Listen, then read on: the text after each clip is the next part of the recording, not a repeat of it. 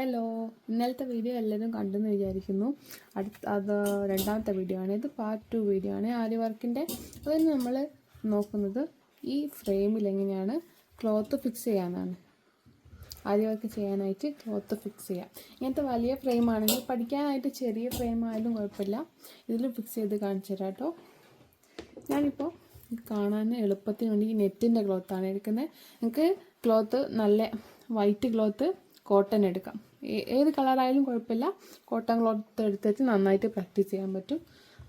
അതിനായിട്ട് ഇങ്ങനെ നിൽക്കുന്ന ഫ്രെയിം ഇതിൽ നിന്ന് അടർത്തിയെടുക്കുക.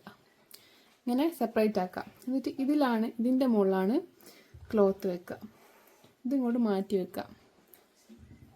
ഇത് നിലത്ത് വെച്ചതിന് ശേഷം തുണി എടുത്തിട്ട് ഇങ്ങനെ വിരിച്ചു കൊടുക്കാം. ഇന്നലെ ഞാൻ പറഞ്ഞിരുന്നല്ലോ, ഈ തുണി ഇത് ഞാൻ ചുറ്റി കൊടുത്താണ്. നിങ്ങളടുത്ത് മരത്തിൻ്റെ അതേ പീസായിരിക്കും ഉണ്ടാവുക. ഞാനിത് സാരീൻ്റെ വക്കില്ലേ, സാരീൻ്റെ എൻഡ് ഭാഗം മുറിച്ചിട്ട് ഇവിടെ ഇങ്ങനെ ചുറ്റി കൊടുത്താണ്. ഞാൻ നല്ല പറഞ്ഞിട്ടുണ്ട്. ഈ വലിക്കുമ്പം ഇവിടെ പിന്നിപ്പോണ്ടിരിക്കാൻ വേണ്ടിയിട്ടാണ് അങ്ങനെ ചെയ്യുന്നത്. ഇതിൻ്റെ മുകളിൽ ഇതിട്ടതിന് ശേഷം തുണി ഇട്ടതിന് ശേഷം ഈ ഹുക്കുള്ള ഭാഗം ഇതിൻ്റെ മുകളിൽ വെച്ചെടുക്കാം. എന്നിട്ട് നാല് ഭാഗമല്ല, ഈ റൗണ്ടിൻ്റെ എല്ലാ ഭാഗവും ഇങ്ങനെ വലിച്ചിട്ട് ക്ലിയർ ആക്കി വെക്കാം. ഇങ്ങനെ ക്ലിയർ ആക്കി വെച്ചതിന് ശേഷം ഇതിൻ്റെ മുകളിൽ അമർത്തുക. ഇങ്ങനെ അമർത്തുക. ഇപ്പം ഇങ്ങനെ ലൂസായിട്ട് കിടക്കും തുണി. നെറ്റായതുകൊണ്ട് കാണുന്നുണ്ടോ? ഇത് ലൂസായി കിടക്കുക. എന്നിട്ട് എല്ലാ ഭാഗത്തു നിന്നും ഇങ്ങനെ വലിക്കുക. ഇങ്ങനെ ഈ തുണി എടുത്തിട്ട് മെല്ലെ ഇങ്ങനെ വലിക്കുക. എല്ലാ ഭാഗത്തുനിന്നും മെല്ലെ വലിച്ചു കൊടുക്കുക.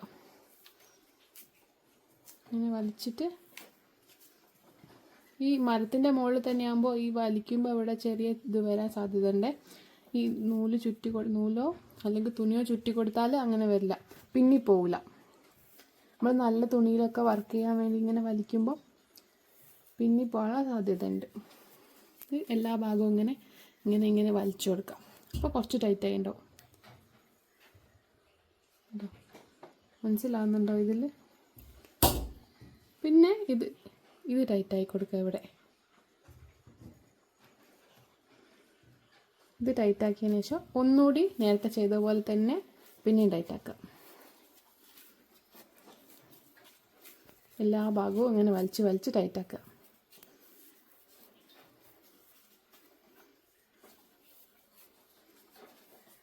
ചെറിയ ഫ്രെയിമിലായാലും കുഴപ്പമില്ല കേട്ടോ. വലിയ ഫ്രെയിം വാങ്ങിക്കാൻ പൈസ ഇല്ല എന്നുണ്ടെങ്കിൽ ഇപ്പം അത്രയും പൈസ എടുക്കാൻ ഉദ്ദേശിക്കുന്നില്ല, എങ്ങനെയാണെന്ന് പഠിച്ചു നോക്കുക എന്നൊക്കെയാണ് വിചാരിക്കുന്നതെങ്കിൽ ചെറിയ ഫ്രെയിം ആയാലും കുഴപ്പമൊന്നുമില്ല. വലിയ ഫ്രെയിം വാങ്ങിയിട്ട് ഇനി മുന്നോട്ട് ആരി വർക്ക് ചെയ്യാൻ ഉദ്ദേശിക്കുന്നുണ്ട്, ബ്ലൗസൊക്കെ ചെയ്തിടണം എന്നാഗ്രഹം ഉണ്ടെങ്കിൽ വലിയ ഫ്രെയിം വാങ്ങിയാൽ നന്നാവും. ഒരു ബ്ലൗസിൻ്റെ ബാക്ക് ഫ്രണ്ട് ഫുള്ള് ഇതിൽ ചെയ്യാൻ പറ്റും. കൈയൊക്കെ ഈ ഫ്രെയിമിൽ തന്നെ ചെയ്യാൻ പറ്റും. 18 ഇഞ്ചിൻ്റെ ഫ്രെയിം. ഇപ്പോൾ ടൈറ്റായെന്ന് അറിയാം. എവിടെ ഇങ്ങനെ മുട്ടി നോക്കിയാൽ മതി. ഇത് തൊട്ടാൽ തന്നെ അറിയാൻ പറ്റും. സൗണ്ട് കേൾക്കുന്നുണ്ടോ? അപ്പോൾ നല്ല ടൈറ്റായി. ഇനിയും ഇവിടെ ഒന്നുകൂടി ടൈറ്റാക്കുക. ഇനി എത്രത്തോളം ടൈറ്റാക്കാൻ പറ്റുമോ അത്രയും ടൈറ്റാക്കുക. അങ്ങനെ ഫ്രെയിം ഫിക്സായി. ഇത്രയേ ഉള്ളൂ ഫ്രെയിം ഫിക്സ് ആക്കുന്നത് കേട്ടോ. ഇനി അടുത്ത ക്ലാസ്സിൽ ഫസ്റ്റ് സ്റ്റിച്ച് മുതൽ തുടങ്ങാം.